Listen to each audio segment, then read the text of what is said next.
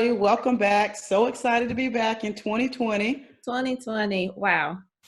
That Can you sounds believe it? very new age digital, like we should be in space or something. Or We at least really flying should. cars. Something. Well, someone was telling me at work a couple of weeks ago that the Jetsons were set in either 2010 or 2020, something like that. Mm-hmm. So you saw what the Jetsons were doing, and closest thing we got to that is the Tesla, which you can sit back and let it drive you a little bit. Oh, I was going to say those self lace up shoes. Sure, that's true. That's actually probably a better comparison where you But no, literally don't have to do anything but put your feet in and press the button. yeah, So we'll count it. We're almost there. Is we're basically what I hear you yes, saying. yes. Flying cars, As you can self-lacing see, my shoes. barometer is back to the future of what the future should look like. So, Yeah, all we'll right. see. But happy 2020. We Happy missed you 2020. all. We're so happy to be back. All sorts of things happen while we're away, and we're excited to jump in and talk about some stuff that's going on right now. So one thing that happened while we were away just recently, the NCAA crowned the new king of the dance, and LSU It'd be took cool. home the money back. Literally, we'll get to that later. And I like what you did that, the foreshadowing. I'm a fan. yeah, they did their thing. Will come out and say that I thought that Clemson was gonna win. I picked Clemson to win the game, but LSU really proved themselves to me defensively. I thought Clemson wide receivers going to be more playmakers than they were, and so they really nixed them, like really pulled them out the game after those first couple of minutes where they were down by 10 points. So I mean, congratulations, LSU. Go Tigers. Yeah, I'm with you on that. I was kind of torn between both of the teams as far as who was going to take it, but I really thought that Clemson was going to rise to the occasion and thought that at least LSU was going to be challenged in a way that they hadn't been challenged before, and that Yeah. it was not going to be as big as a gap in between the score. Now, I will say pretty much what you're looking at is just a dominant second half. I mean, Yeah. we saw, I would say it was a combination of LSU struggling a bit, just couldn't get anything going, but Clemson's defense also stepping up and making big plays, and their Yeah. special teams. I thought that Clemson's special teams did a phenomenal Oh job. I yes. At mean, the beginning, pinning yes. them back deep into their own territory Mm-hmm. 4, 5, 6 times, and honestly giving Clemson a great field position. Gosh, I mean, I'm pulling numbers here, but 3 or 4 times, maybe 5 times in that first half where they were unable to score at all. Yeah, it was So definitely if, back-to-back possessions where they were pinned inside the 10, right on their own goal line. So I yeah, think and they really and 3 and they gave outs or, yeah, they allowed Clemson's defense to be really aggressive early on, and really, knock them off their game a little bit. I think, and especially, and one thing about Clemson, their defense, it was, I think, the most sophisticated defense that Joe had seen throughout the years, at least on the front line, like the blitz packages that they bring in. Like, you never know who's gonna be coming in on their blitz, and they change it up really quick on them. So I think he was like really confused at the yeah, beginning. But then I just think that his wide receivers start making plays. They started getting being the more physical over Clemson's secondary, and that was the big story there. So LSU's wide receivers were more physical by getting open, making plays, and I think that was the big difference between the two. And I was really disappointed in how Clemson's wide receiver showed up. Like the big 6'4s, I thought they were going to come out here and be just snatching balls all over the place, leaving LSU secondary in the dust. And they didn't even have a big play like that. All their big plays were orchestrated off the run. So none of them were really orchestrated from like just a pass play. So yeah, and I would say too, to your point about the defense that LSU was looking at. I mean, I think it's a big nod too, also going into halftime and adjustments, right? And I say there's not enough that can be said about that offensive core and Joe Burrow's being able to, okay, now that I see it, I have a half under my belt. Let me adjust to it. Let me respond to it. And I thought he did a much better job with that than what Trevor Lawrence. Yeah, Trevor Lawrence did not do that. I mean, he got worse. Trevor was trying to throw his receivers open instead of Joe. Joe was just he was like, I'm going to trust my receivers. Like, they showed me that they can do it. Once they came back on them from being 10 down to being up, was it 11 at half?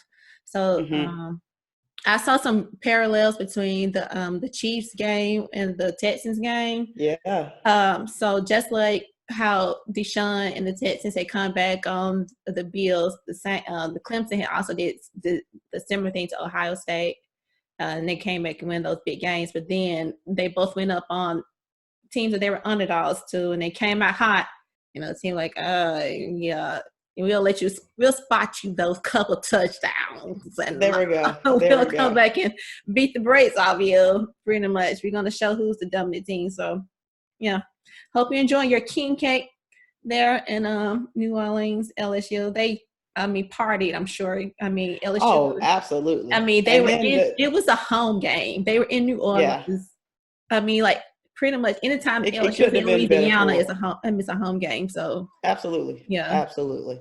Yeah. Well, I will say the thing that Clemson at least has to look forward to, any kind of loss stings, but especially one when you had a season as good as they had. They did have a really good season, just met up against a better team in LSU, but they have a lot of those guys coming back. Trevor Lawrence is going to be back. Yeah. A lot of the receivers are going to be back. A lot of the defensive players are young and will be back. So they have a lot to build on, and not that it matters or means anything, but they have opened up as the favorite to win for next year. You know how the very next day they're already saying, okay, who's opening up? So it doesn't mean a thing, but right. What that does though is at least it acknowledges that they have a lot of talent coming back. And of course, Dabo Swinney will still be there and he'll still be leading the charge. Yeah. Whereas with LSU, and I'll let you kind of lead us into the segue of whether or not this is the beginning of a dynasty. What we've been accustomed to seeing from Clemson, from Alabama over the last 5-6 years is LSU trying to get into that conversation from that performance. What did you see? Well, if they were able to bring back as many of the same key players as Clemson will next year, I would say definitely yes. This is the dynasty in the making, but they are not. As we all know, Joe has messed up all his eligibility. He's a grown man and he is going to the league. He's going to be the number one pick. He did his thing, crushed all the records this year. He's about to make his money and go to the league. And so is Joe Brady. He's heading back to the NFL as well. He opted out of that contract that he had signed, the extension, and he's going to be the offensive coordinator for the Panthers now. So that's their offense right there. There's their offensive coordinator who turned around their stagnant offense from the last couple of years, and their most dynamic player that they've had in a long time, in Joe Burrow. So I think I don't see a dynasty in the making, but it's going to be a lot of question marks for LSU next year. Who's going to be the quarterback? Who's going to lead their offensive call making from the booth? Are they going to stick with Joe Brady's schemes? Can they? It's hard for someone else to step to someone else's schemes and do it as well as another person. Yeah, absolutely. So where are they going from here? It's a lot of questions. And they are in the SEC. It's now so their competition is going to be much more competitive. So it's going to be they're not going to have a lot of room to grow until their what ifs next year. So we'll see what they do with it, and we'll also see what happens when the NCAA comes down and OBJ, what's up with this cash you were handing out? So what's going to happen with that? Odell got real crunk. He came ready. He had stats on stats in his pocket in the eventuality that they win, and he was just handing out cash to these student athletes, and that's a big no. Yeah. And today Joe was like, hey man, I don't care, I'm not a student athlete anymore. It was real money he gave me real money. And I'm like, okay, Joe was out. I'm under the bus, Joe. Yeah, he said those aren't my teammates anymore, I guess. He said he graduated. He's done. I'm Like you done. said, he got all the eligibility. He knows where his sights are set on for the upcoming season. So I heard the timer go off, and real quickly, I'll just throw in. We wanted to just mention a couple of the big quarterbacks who have opted out of their final year of eligibility. Jay Fromm and Tua coming out early. So they're not going to mess out their eligibility, and both of them for very different reasons. But I think anytime that you can make your money, while you can make your money, go and make your money. You never know what's going to happen the next year if you're going to try to chase a championship. You can hurt your other hip or have something catastrophic happen out there on the field. You just never know. So if you can make your money. So good luck in the draft. And so let's talk about some teams who would not have high draft picks. These teams in the NFL playoffs coming up.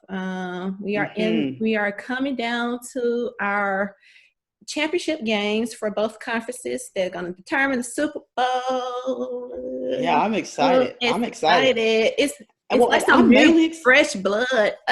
Number one, it's very new. I mean, other than the Packers, we haven't seen any of these teams, other teams that are in a while, right? Well, so the Niners have been there closer than the Packers have in the Super Bowl, at least, because they went to the Super Bowl when Kaepernick and Beyonce was in 2014. Beyonce was and that's when the light. You are correct.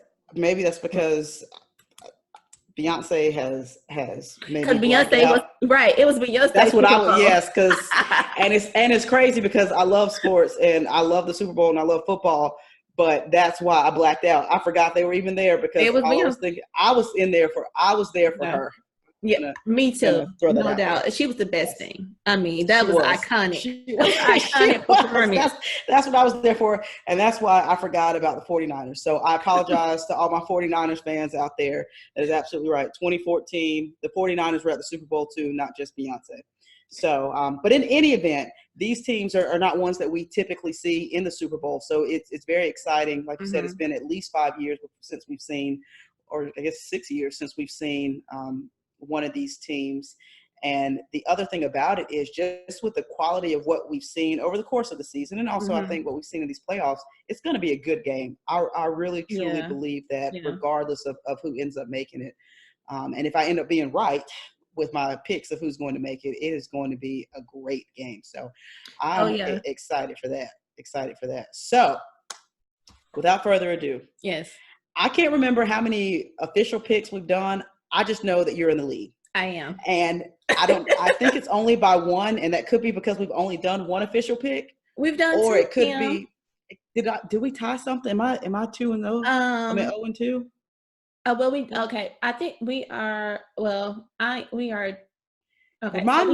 Remind me, I know the Michigan State Kentucky thing. Yeah, and we did a pick between Clemson and Ohio State, and I picked Clemson. You picked Ohio State. So I'm 0-2. Is that what you're telling me? Yes. Okay. Let me. So basically what you're telling me is you should pick first and I should copy yours so that I don't. Oh my goodness. I've dug quite the hole for myself. That's all right. I'm feeling I'm feeling good. People have come back. People have come back from down 3-1. So. Oh, that's true. Just certain things don't happen that often, but maybe, just maybe, I can be the outlier and not in the majority. So you can go first, but I want to go ahead and put out there that I'm not going to copy you. I'm going to stick and roll with my heart, and whatever happens, and I'll stick by my loss, or hopefully I'll make some strides. So who you got, Packers or 49ers? All right, so I'm rolling with the Niners for this game. That's what I was going to say. Yeah. So even though we can't count what happened in the regular season as to what's going to happen in playoffs, I mean, it is a good picture though that we can see that when the Packers did play the 49ers, they got smashed badly. It was not even a game. I think I think that the Niners defense is way much better than the Seahawks. Is way more consistent than the Seahawks. I'm rolling with the Niners because of their defense and because they have more options on the offensive side. Who you got? Okay. I was going to pick the 49ers. Yes. I'm down 0-2. I'm down 0-2. Mm-hmm. And at the risk of being down 0-3, something tells me I should just roll with the Packers to give myself a chance Oh to my climb. goodness, Kim. I know. This is, I just want us to be very clear. This is all about schematics of trying to dig out of a hole and not about what I truly feel. Mm-hmm. I'm going to say that Aaron Rodgers and Devontae Adams were rolling and clicking very well, just kind of out of nowhere all of a sudden. And I don't say that as the span of their careers, because they've always linked up very well. But in that game, they just got to a point where, they were just clicking. And every time he was making a pass, the reception was Devontae Adams. And it seems like he was making good routes. He was running his routes very well. He was physical with the corners that were on him. I just thought he did a great job. Now, that being said, I agree with you that the 49ers are much better in that capacity. But again, this is just so I can get out of this hold and maybe magic will happen. Maybe they'll at least show up this time and keep it close, and something magical will happen in the last 5 minutes of the fourth quarter. I do think it's going to be closer than what it was in the regular season. It's not going to be like that. I don't think they're going to blow them out like that. Yeah. I'm just, oh gosh. Right. So we do have another conference, and I'm pretty sure we're probably going to pick the same. Yes, I'm not. Titans, Kansas City. I'm not taking any chances. I'm picking Kansas City for that one. Pat Mahomes is just, I think he has too many weapons. He's too talented. We saw them be down double digits early, and we saw them climb out of that hole with, I would say, kind of with ease. I mean, they very quickly turned it around. It wasn't like they needed the last minutes of the entire fourth quarter to get to where they wanted to get. Yeah. I mean, they imposed their will. So I'm going to say that with confidence, and I don't think there's much else to say. And if I eat it, then I'll have to eat it. But we can discuss that next week. No. That's definitely gonna. I mean, I would be shocked if the Titans beat the Chiefs. And then we would talk about remember the Titans in a different way if that happened. Remember the Titans. Remember the Titans. We're going to be talking about remember the Titans when they get the beat down from the Chiefs. That's what we're going to be talking about. Yeah. You remember them when they used to live? Right. Absolutely. So. Yes, they have had a great run to this point. They've done what they need to do. They rode Derrick Henry until they can't ride him no more. It's a big man. I mean, I think he's still going to have a good game, but I don't think the Titans can't score on a clip the way that the Chiefs can. They can't keep up with that type of firepower. The Chiefs just offensively is just crazy. And I don't think the Titans have the defense to really stem them in any type of way that's going to be effective to keep them in the game or to let them help them win the game. So I'm going with the Chiefs as well. As I'm sure. Come on, Packers. I'm sure the whole most of America is, but the Titans have surprised us before. So if they do, I'll be good. I'll look for surprises. None of these teams are my team, so I just want a good game. No, same. I'm going to be the biggest Packers fan I can be to get back in this game. 1-2, here we come. 1-2. I feel it.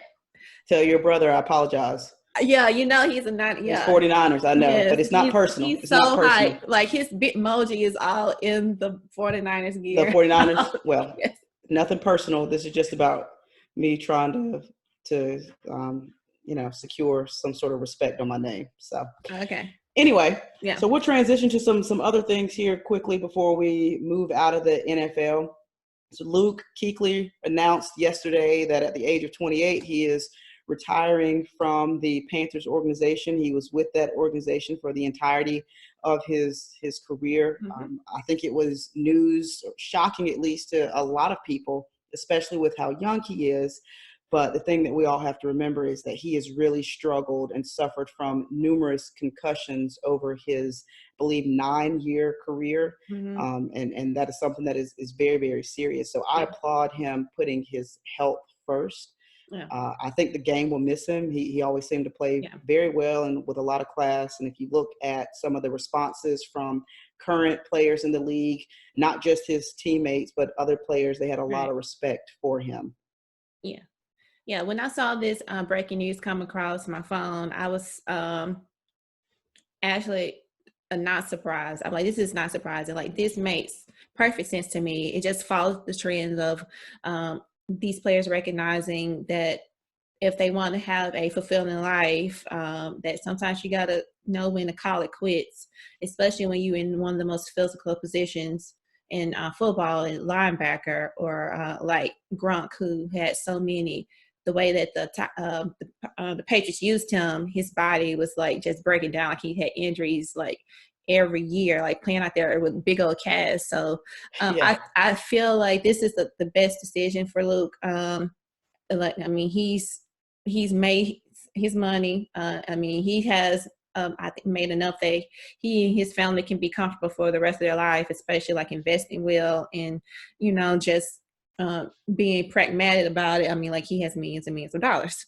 And I think that if he wants to enjoy the rest of his life to the fullest, and just based off how it seems like he's just been prone to concussions, I think this is the right thing to do, especially with, CTs and all the studies going on. We don't really know like what the effects are, like who is more prone to being affected by that. So I think he's doing the right thing for him, his family, and just to be able to enjoy his life and to the fullest. And plus, he's 28, like, he's super young.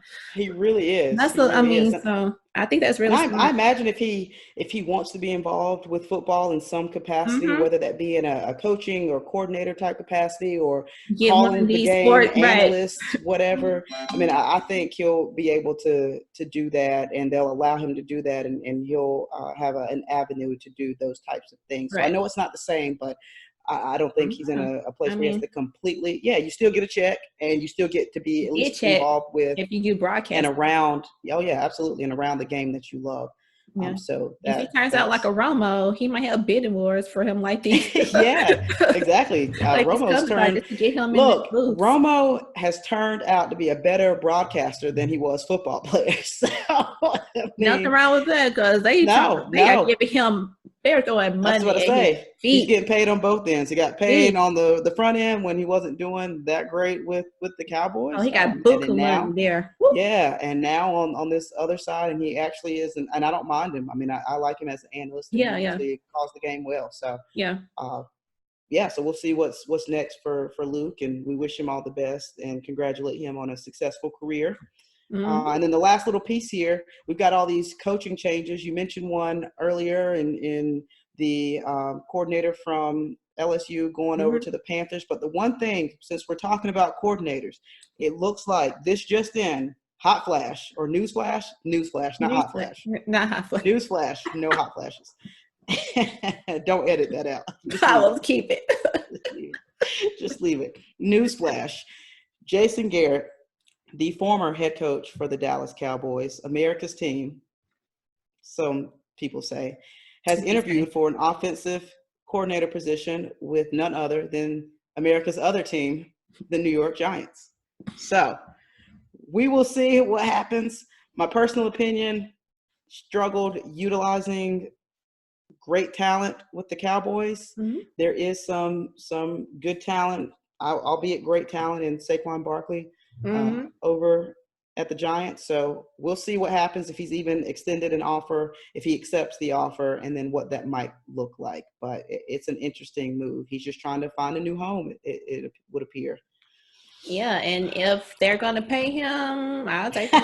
I mean, if you're in his position, coaches, absolutely. Right. Your resumes are out there. Like, they, so except for, the Giants' new head coach, he doesn't have much of a resume. Well, that's neither here nor there.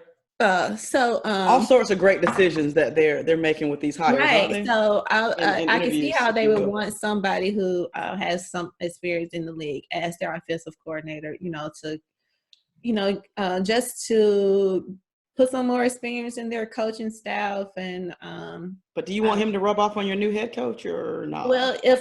they hired their new head coach because he is such a strong personality that he can Okay, so maybe overturn the culture. He's a culture guy, so that's okay, why so they maybe hired him. he'll tell Jason to have a seat. I got this. Right. If he steps So over the boundaries. yeah, Okay, yeah. I'm So with you. Okay, I see. we'll keep Well, our eyes out for that. yeah, See what yeah, the we'll see what Giants are going to happens. do. I mean, Looks because like they're not interested Jason Garrett's in so winning. innovative in offense. So, but anyway, Oh um, yeah.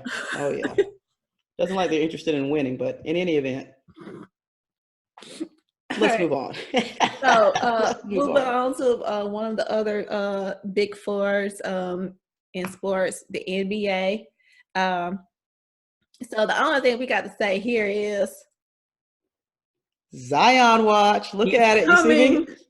You see me? Or my Zubek Z? I'm sure Zubes will Yosuke, be. he's Yeah, I coming. think he'd be okay with me using it for Zion. Yeah. Yep, he is coming, and he's coming very quickly. Actually, I'm so a week excited. from today, if everything plays out, it's been released that he will make his NBA career debut when they play the Spurs on January 22nd. I will be tuning in. I I'm think sure all of America will be tuning the in. ratings for that game is gonna be crazy. Oh yeah, that would have otherwise been just some blah kind of Wednesday night midweek game. Yeah. Now people are going to be watching because they want to see, one, just in general Yeah. the man that is Zion, but two, just to see if you can tell that He's bounced back. he's Yeah. being affected at all by this injury that he had. And so that leads me into this kind of brief segment of, there's been some talks about him taking this as a red shirt year, if you will, to make that comparison to college basketball, that he should sit out, make sure that he is fully healed. And not only should he sit out, but they should hold him out, if you will, and make sure that everything is okay to further promote his longevity and career in the long term. What are your thoughts about that? Do you think he needs to take a break or get in there No. and start playing? I No. think that the Pelicans have been very cautious. They've definitely played the long game with this injury and the way they've rehabbed him. So he said before, we've talked about this, how he wanted to come back like weeks ago. If it was up to him, he thought he was ready weeks ago. So I think they're being very smart with this. I don't think they would bring him back if he was not ready. I also think that it's good for him to get out there and play so they can start the developing phase of this team, because I don't know if you guys been watching, but the Pelicans have actually turned from their beginning when they started like 0-11, they have turned this season around. So they've given like their fan base a lot to look forward to. We got BI out there doing his thing. I think he should be most improved player. We got Lonzo 252 right there. Yeah, we got Kinston, Lonzo thank you. proving the haters wrong by doing his thing as well. We got Jaleel out here had like 25-14, was it last night or something like that? So the pieces Don't are forget coming. my boy JJ. And yes, JJ, our fearless leader, the Pelicans' fearless leader at Duke South. Yeah, he's old man. So he's old man the down whole there. band is going to be back together. We could have a Duke 5 out there soon on the floor. Yeah. I can't wait to see that. So I think just to see how, so that this group that's been pulling their individual parts together, I think they need to put Zion out there so they can get the group together and see how they're going to work as a team so they can have some momentum when they move into next season. And so I think that's really key. Yeah, and the one thing I'll add here quickly is I think it takes some pressure off of him by coming back right now. Like you said, they had a very rough start to their season. They have started to work well together, figure out the role that they can play within this team and play together. Yeah. And now you're just adding someone who is extremely explosive, who loves the game, who's just a good teammate. He's a smart player too on the floor. He can just see things. Like he has a second sense about what's coming and what. Yeah, he's got a high basketball IQ, and he usually does the right thing and is in the right places. So to put him in there now when you're starting to turn it around and to just see how he's going to to mold into this group. I think it takes the pressure of, you're the number one draft pick. I expect that when you get out on the court, you should be making and having this immediate impact. Right. And we're expecting all these things from you. Some of that weight, I would hope, is lifted, and he can just kind of go in, be free, take his time, monitor his minutes as he progresses and gets his, the cardio shape and all that kind of stuff, and the excitement of the game. So I'm looking forward to it. I can't wait to watch the game next week. And I'll have to double check to see what time, because we may be filming at the time. We can talk about that. Look, absolutely. I'll go over there and sit in that dark corner on the couch. So I can go and loom over there on the couch and watch the game and avoid eye contact with the screen. Yeah, but also next week, remember, Kim, we have something special coming up. So maybe we can. Oh, yeah. So that just leads us into it does. Our next, what should be one of our big major sports is WNBA. So the new collective bargaining agreement came out, and boy, can I tell you, I am so happy for the ladies and what this means for them and their quality of life. So just the increase in their salaries, and just knowing, and then having had some paid maternity leave and all of that guaranteed payment. So just a couple of things that I think are just game changers for women's basketball. So Kim, you want to talk about what we're going to be doing next week? Yeah, absolutely. So if it feels like we've kind of started and said this is super exciting and it's a big deal, but we're glossing over it, that's because we are going to go in a lot more detail.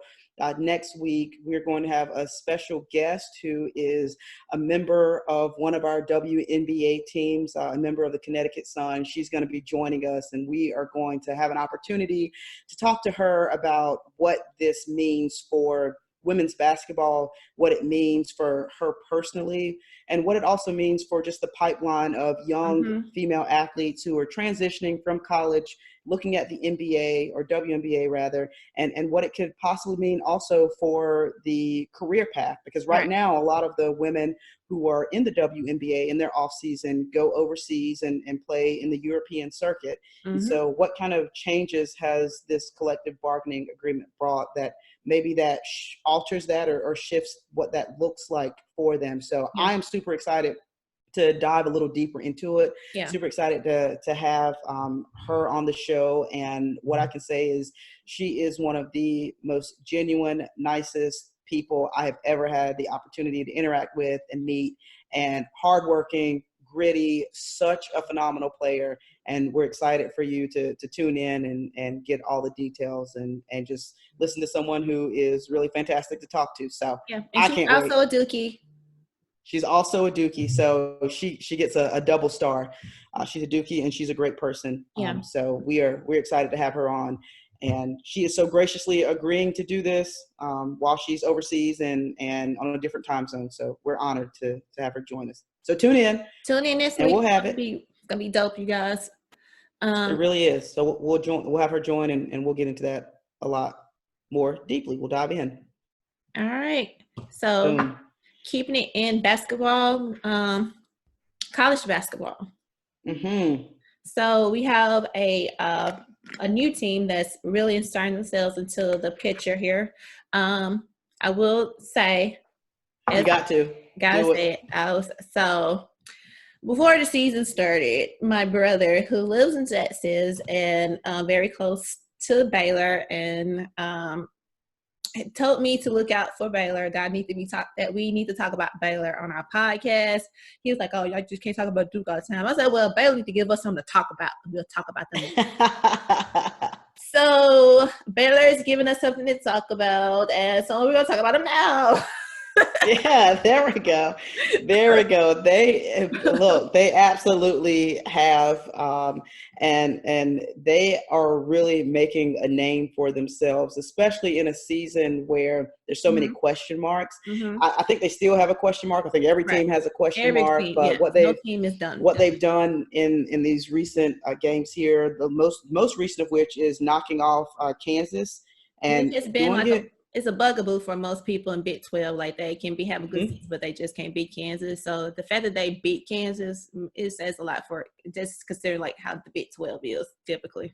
It really does. And Kansas, who almost always wins the Big 12 conference. So if Mhm. you're able to knock them off, it speaks volumes about your program, and it speaks volumes about where you can end up at the end of the season, because that's, like you said, that's the monkey on everyone's back. Let's get Yeah, past Kansas. Let's get yeah, past Kansas. Let's yeah. get past Kansas. So They they, also beat even Texas so, Tech, which is, you know, yeah, so Texas Tech that's another. was a Final Four team last year. So Absolutely. So between those two wins, they're definitely starting to have that buzz, and people are talking about them. And so much so that they jumped to second in the rankings. So Mhm. they jumped Duke in the rankings, and we didn't lose last week. We lost last night. So there's that. But There's that. in any event, in any event, they have really shown something to the committee, and the people that do the rankings every week. And I think they've had some signature wins already, Yeah. especially when it's,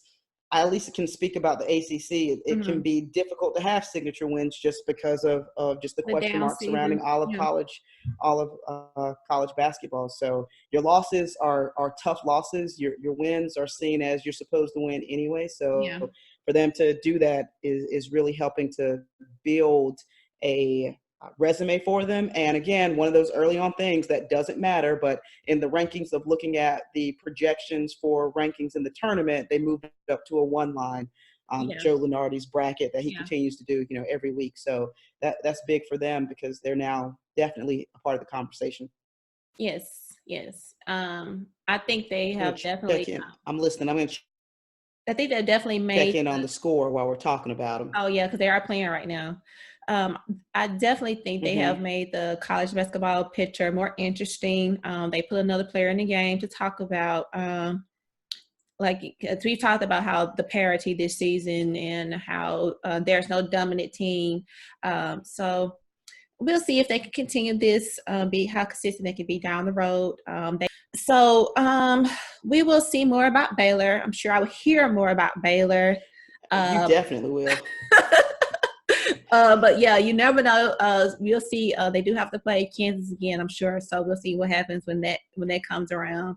Um, Yeah, uh, and they are, just to throw this in there, they're up by 19, 11 minutes, 42 seconds in the second. well, It was a I close mean, game towards the end of the first half, but yeah, they've pushed the lead out. So good for them, good for and we'll them. see We'll if be watching them. we will be watching, and maybe waiting. We'll see. Yeah, Hopefully I, things I go think well for yeah. us The also. last time we played, the last two times we played Baylor in the tournament, we beat them. We did. What was the 2010 was one of them. 2010 when we beat them to get into the Final Four. Yes, 2010. Whoop, whoop. And then the next year was it 2016? We beat them. That was with I believe Brandon so. and Grayson Allen, and we had to play them like the second round or something. I think something. Yeah, I think that's right. I would need to check that, but that sounds right to me. Yeah. So, So or yeah, we'll keep maybe a they close eye. lost before we Actually, played them. Oh yeah, they lost to did we Yale. lose to Kansas? I'm getting confused. I'm Yeah, confused. that year 2016. I'll go with whatever you say. Okay, I trust you. 2016. They lost to Yale. I think maybe we'll check. If I'm right, I'll Well, keep it in. If I'm not, I'll edit it out. All right. there we go. That's beautiful. Beautiful. All right. I like it. All right. So Now we get talk to, about yeah, Roy. let's talk about Roy Williams, that is. Now look, generally speaking, not generally, there's no generalities about this. Nevette and I do not like Carolina. Hate him. And yep, and I think it's pretty obvious. And I do not mind that they're having a rough skid right now. Love it. But what I do, yep, I do. What I do actually have an issue with is how their coach is responding to this rough skid. Because teams go through their own ebbs and flows. And the more that we thought about it and talked about it before we started recording, we realized that this is part of Carolina's ebbs and flows, that they tend to every so often have these really bad off years. But to hear the coach talk about the players and the way that he's been talking about them has been very disheartening, if you will. And just thinking about if you were, or if one of my brothers, or if I had a son that was playing for him, to be yielded as the least gifted team I've ever coached. And he didn't limit that to at UNC. I mean, he coached at Kansas as well. Yeah. He's coached other places. So to say the least gifted team, and oh, by the way, you recruited these players. So let's talk about that. So I don't know. I mean, I think there are things, or not I know that there are things that coaches say to their players in the confines of a locker room or during a closed practice on the court. And there's some things that, one, I think shouldn't be said at all. But then if you're going to say it, at least say it behind closed doors. I mean, I don't think this is something that should be said to a player at all, because at the end of the day, you want to have them upset about their performance, sure, and have them realize that they're better than what they're playing. But at the same time, you want to motivate them to get over that hump and to start playing better for themselves, for their teammates, but also for their coach. And if I heard any of my coaches, I mean, I played sports growing up, and if I ever had a coach to look me in the eye and say that we're the least gifted team he or she has ever coached, I don't want to play for you. Yeah, that's totally demoralizing. Like, why would I want to put on that jersey and get out there and play when you don't think I have what it takes to win the game? Yeah, and they don't need anyone else to beat them down. Right. It's like, I was talking to someone, and it's kind of like saying to a person who's overweight that you need to lose weight. Every person who's overweight, almost every person who's overweight, realizes they can stand to lose a little bit of weight and to get themselves healthier. I used to be extremely overweight, and it was a light click for me. And I was like, look, you need to work on it. You need to get it. You need to get it. This is something you need to do. But I didn't need people to constantly remind me, ooh, maybe you should drop a few pounds. I don't need you to tell me that. I know. I'm going to eat it anyway, but I know, you know? And so I think this is a similar thing. I don't need anyone to tell me, or they don't need anyone to tell them that they are not playing well. And especially when they're getting all the noise. Social media, I'm sure, is going crazy, and they're getting the noise from people from the campus. They're getting the noise from people, probably Duke fans and all other sorts of people that already dislike them anyway. They do not need someone in-house to now tell them that they are the least gifted team he's come into contact with. To tell the world. To tell the world, right? Not just them, to broadcast it. Right. To the point that ESPN thought it was serious enough to put a little bullet point on the main page to link to the story for everyone to read it. Right. You know, so I just think it's okay to call out the things you aren't doing well. It's absolutely okay for a coach to do that. It's absolutely okay to say some things that other people might determine to be a little harsh to get your team motivated. But I think personally he crossed the line when he says that. And he goes from, I don't know, I mean, to me it almost feels disingenuous when he says that one week and then they lose the next game. Well, maybe I shouldn't be the coach. Maybe you all should fire me. Yeah, he fire me. Yeah, and it's like, okay. And I get what you're saying, because he goes on to say that he should have called a timeout and that he let the boys down and all that kind of stuff. He never quite knows when to call timeouts. But he keeps them all in his pocket. But absolutely, he's never been good at timeouts. He's never been good at in-game adjustments. I mean, that just is who Roy is, and that is what it is. But you know, I just feel like I don't know. He's just kind of throwing his hands up. That's what you get paid for. You're the coach. Exactly. You got to figure out how to work with them, because everyone goes through periods where they have injuries. Everyone goes through periods where they don't have the caliber of talent that they're used to. And you got to figure something out, you know? Right. And if not, you still ride with them. Right. And he is the highest paid state employee in North Carolina. So the state is paying you $3 million plus to develop these players to be, if they are the least gifted, you need to make them go out there look like they're not. So that's your job. So maybe they should fire him, but whatever. That's what, look, his words.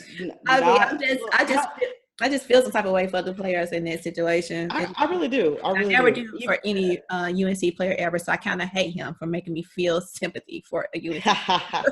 Yeah, but you know, I think what happens is at a certain point, our just humanism, I'm not sure that that's a word, but that takes over and human instinct, and you just see people as people. So I don't ever want them to win, but at the same time, I feel bad that this is the way that their coach is responding to what's happening instead of just being more positive. And if he's going to do that kind of stuff, keep it in-house. Don't bring that stuff to the media and give Duke fans like myself all sorts of fodder Right. or ammo for all sorts of Yeah, fire. yeah. I can't wait for this. So Our live. We're gonna live call the game. It's gonna be we great. are. And look, and what'll happen is all of a sudden they'll learn how to dribble the basketball again. Yeah, You know Coach how that Anthony goes. will be back by that time. He's Yeah. They'll figure it out, and then it'll be like, I mean, who is this team and where have they been for the past month and a half? You already know how that's right. going to play out. Yeah, But yeah, we just look. All we got to do is play better. yeah. But I like a good game, so I'm not concerned about it. I'm looking forward to it. Should be a good one. Yeah. Um, so thank you, Roy, and do better. Yeah, yes, please do better. Better. All That's all right. I have to say about that. So moving on to other people who make unfortunate statements in the media, Conor McGregor is going to be making his debut after like almost 2+ years away from the octagon. So what do you think about this this match coming up, Kim? I don't really know what to think, to be honest.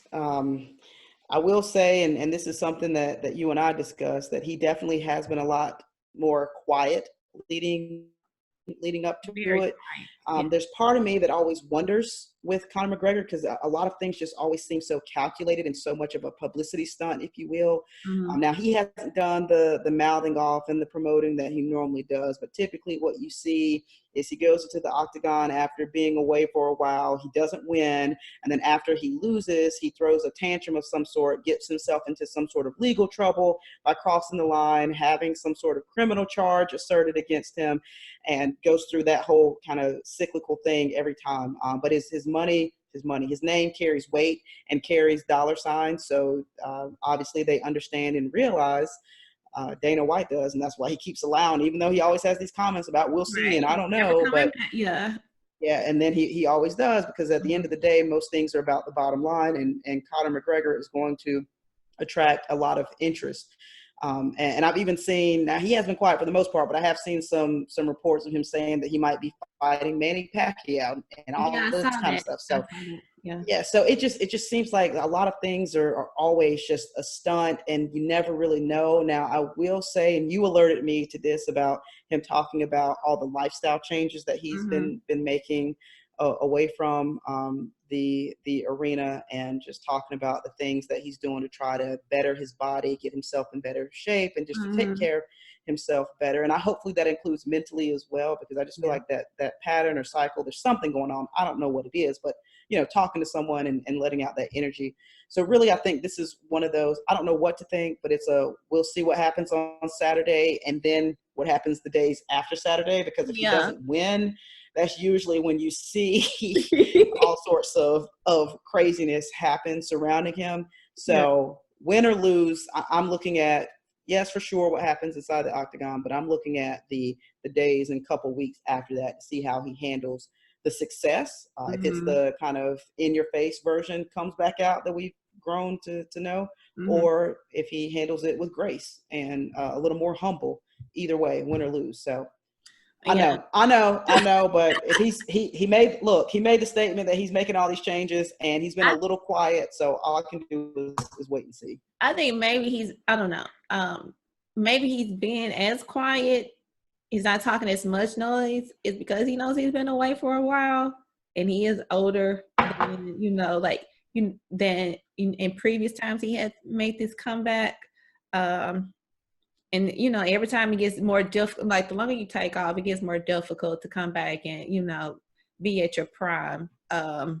So maybe he's just trying to play it low, trying to after, if he wins, maybe we'll see the old Conor back. I don't know, but it's kind of weird, and I don't know what to take of it. Nope. And yeah, I mean, good for him if this is a legit thing, or if it's just another marketing scheme, because he's a good marketer, at least for his brand, at least. So yeah, we'll see what happens there with that match. Will you be watching? We shall see. I'd have to go somewhere to see it, Mm-hmm.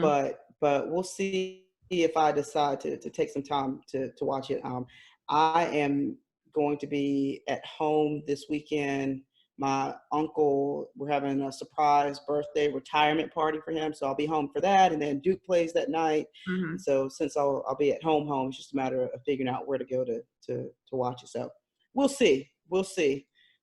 Either way, I'll be watching in some form or fashion. Yeah. Oy vey. All right. So our last topic of the night is a big one in terms of how it's been rocking not only its own world, but the sports world in general. So in the MLB, we have another cheating scandal. Dun, dun. This time with sign stealing, and not just any type of sign stealing, because I know, as you know, you watch baseball, that sign stealing is a part of the game, but this is a particular very sophisticated, technology based, just underhanded, like really, like this is like cheating. Like, Yeah. This isn't, I'm standing at the edge of the dugout and I'm just going to keep looking over there and see what they do. Your trends, and then I'll look and see, and see how they respond and then try to pick up. No.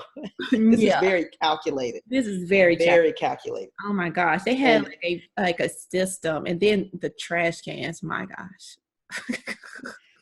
They were working it. They were working it to get this leg up. And I don't know, I just in general, when all the cheating and stuff for all sports ends up happening, I just wonder what's going on in people's minds. And is it to the point that winning is that important, that you can't even be honest with the talent that you have? Because sometimes it almost seems like, if I were a player, so we talked about the whole thing with Roy, kind of a slap in the face, that you don't believe that based on the talent alone, the work that we put in, the work that the managers have put in with the teams and moving pieces and all this kind of stuff, that you don't rely or trust that process enough that we can collectively win on our own. You think we now have to resort to this very calculated, schematic stealing of signs to have a leg up and an advantage over the other team. Yeah. So yeah, I never really have understood that mindset, other than, I mean, again, everything's money driven, right? So if you win, then you get to stay around and you go further into the division and the playoffs and things like that. And maybe you have an opportunity to put yourself in a better position to stay around longer. But I think it's terrible for the sport, like it is for any sport, Right. Especially when you talk about going back to like what people are thinking, like it's like one of those things where you like I think the situation people tell like one lie and you keep building up and you can't stop. I feel like it's like it came to that point where they kept doing just little things until the point where they didn't know, like they crossed the line and didn't know they crossed the line, maybe. Especially when like hearing reports of how people talk about Alex Cora, who was most recently with the Red Sox, but before that was with the Astros, and because of his connection there, he has been let go of the Red Sox. But most people were like just talking about how his love for the game and how much the game has meant to him, and like he's just a true baseball player, and that so you think like somebody like that who's just like loves the game that much, that you dedicate not only your professional life but also your post-professional life when it comes to being a manager to this game, that you will go and test the integrity of it. Like, you forever have an asterisk by your name. You have been a black mark on the sport that you love so much. So, and like when at the beginning, when I was saying another cheating scandal for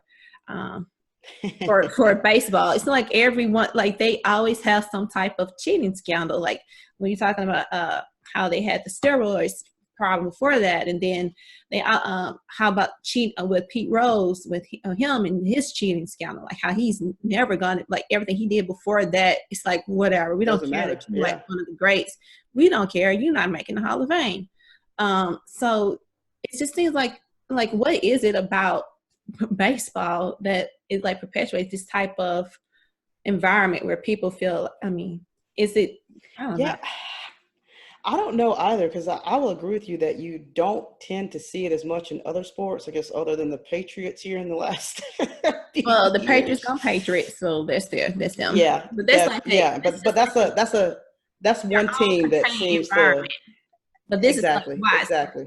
yeah. Yeah, I completely agree. And I don't know what it is. And because the thing I think about with baseball, and I think about the critique that a lot of people have with baseball, as far as from a fan perspective, is that the game is slow. It's Mm-hmm. not very interesting. It's hard to remain engaged. And even for people who played baseball, softball, even for them, it's hard to sit down and watch a baseball game. It's just not as exciting to watch as some other sports. Mm-hmm. And the things that are happening now, I will say, I guess with the performance enhancing drugs, if you're watching the players that happen to have been using those things, then they're crushing the ball a lot more. So maybe you see that and you get more excited because they're breaking records. But generally speaking, none of these things that are happening are really pushing the excitement or pushing the needle to make it more engaging for people.